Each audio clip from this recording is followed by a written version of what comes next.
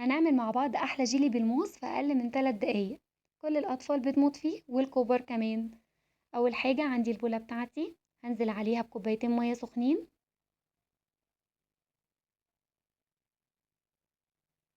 وبعدين هنزل عليهم بكيسين جيلي. أنا هنا بستخدم جيلي دريم.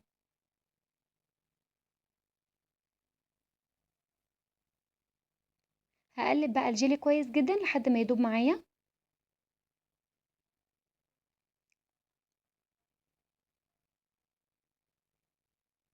هنزل عليهم بكوبايتين مية ساقعين وأقلبه كويس، وبعدين هنزل عليهم ب6 معالق سكر.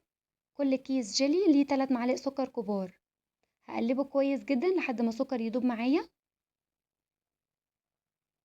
وبعدين هجيب الموز واقشره واقطعه بالشكل ده.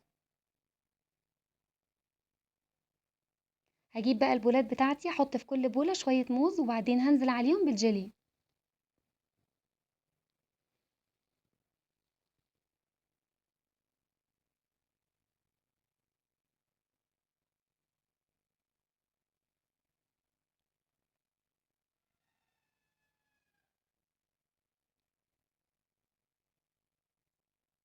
وبكده يكون خلص معايا. هدخله بقى التلاجة لمدة 5 ساعات. كده خرجته من التلاجة بعد 5 ساعات. بصراحة يجنن. ياريت بقى لو الفيديو عجبكم ما تنسوش تعملوا لي لايك وشير واشتراك في القناة.